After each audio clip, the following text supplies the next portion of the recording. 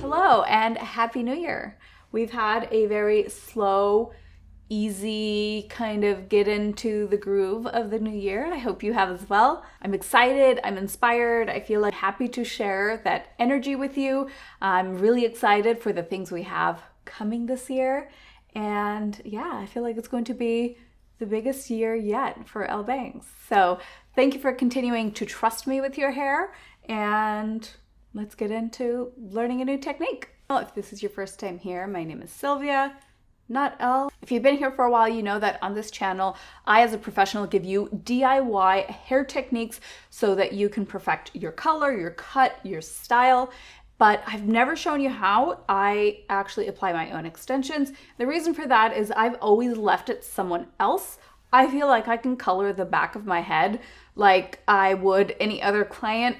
I do feel like extensions does require a little bit more visual in the back rather than just doing it by feeling. And a couple of months ago, I did it for the very first time on myself. Normally I have one of my amazing colleagues do it for me, but I have this incredible hair I really wanted to try out. Now, I knew that it would be difficult to do in the studio here. I know there's better lighting and I know that you could probably see it better, but there is no way that I could just do it without having like mirrors around. So I was like, you know what? I'm just going to film it the way I applied it the first time and just show you that. It's a much more realistic way. That's probably how you're going to be doing it at home if you do decide to do this. Obviously, there are various methods of extension application. I went the tape-in route. I think tape-ins is one of like the most comfortable. Now, in terms of like movement of the hair, I do think a weft gives more of that natural kind of look without any gaps of where there's no extensions. And we're going to get into that with extension application, especially with the tape-in method. There are a few things that you need to look out for so that you get a beautiful full result, but that still, of course, looks really natural.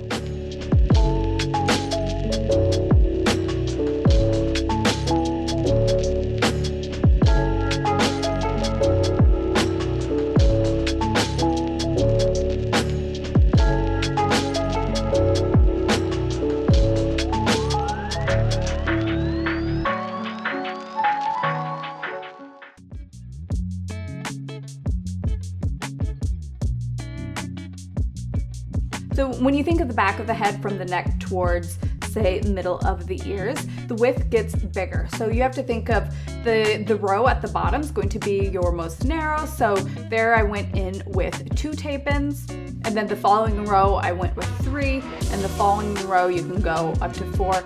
Everyone's head shape and size is a little bit different, so obviously you can kind of go accordingly.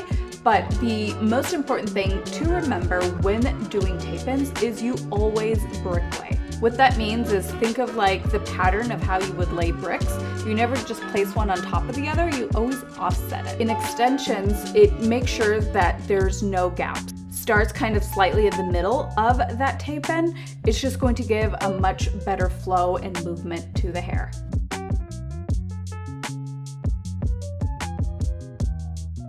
Another really important thing to think about is the layers. So the more extensions you want to fit on your hair, the closer you will have to do those rows.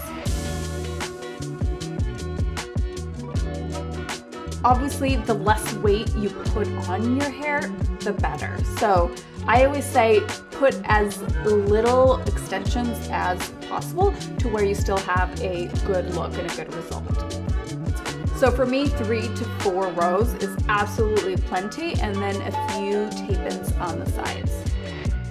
The other thing you want to think about is as you're getting closer to the top of the head. I feel like most extensionists, to get a really like beautiful hair ends result, they'll come up really high because that gives you more space to include more hair.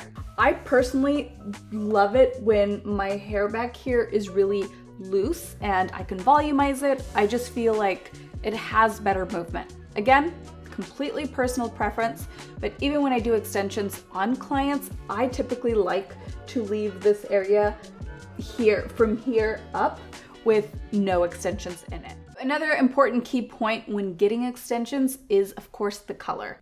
The color of the extensions, of course, needs to match the color of the hair, never the other way around. The fact that we have extensions available to us to add fullness and volume to the hair, you can also add almost like a different texture to the hair to kind of play up the texture you already have. Another key benefit is adding color. So say you've been bleaching your hair is fatigued, you can't seem to get lighter than, where you're currently at, but you want some brightness. Extensions are great at that.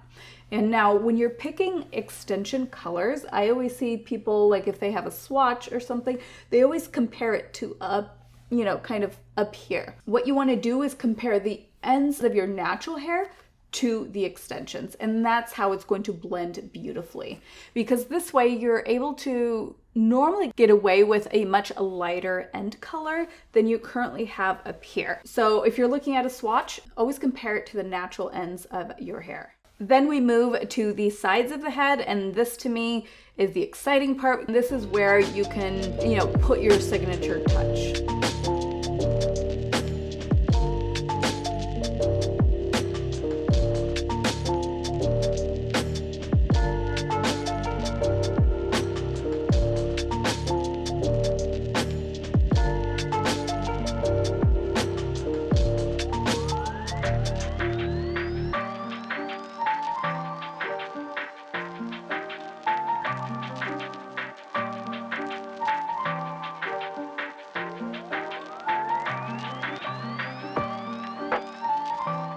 So again, I don't like a ton of hair in the front. I feel like it makes it really easy for me to pull my hair back this way.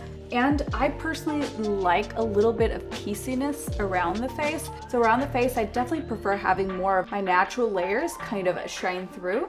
So I personally only like to do one just slightly above and behind the ear so that it connects to that last row that I did.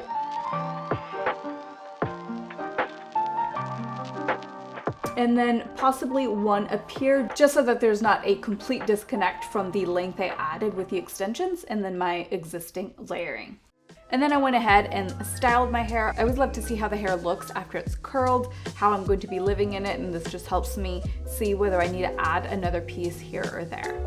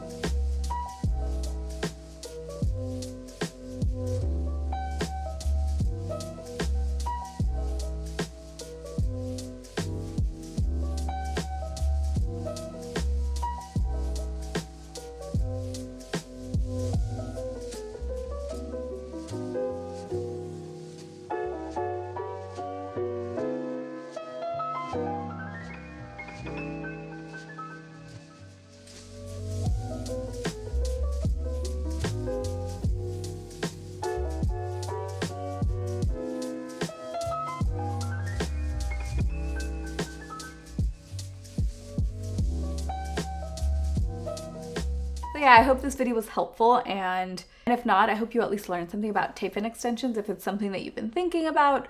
Obviously, the point of my videos has always been to teach you a technique with your hair that maybe you didn't before know how to do, but also to really inspire you. I think that was always just my ultimate goal, is to inspire you to learn more about hair. And with that, maybe with watching this video, you're going to be like, oh, that's how it works. I want my hairdresser to do that to me. But anyway, Happy New Year. Thank you for being here. Thank you for continuing to trust me with your hair. I hope you had an amazing start to the year, and I'm wishing you a year of love and abundance ahead. Thank you so much for being here. I love you, and I'll see you in the next one.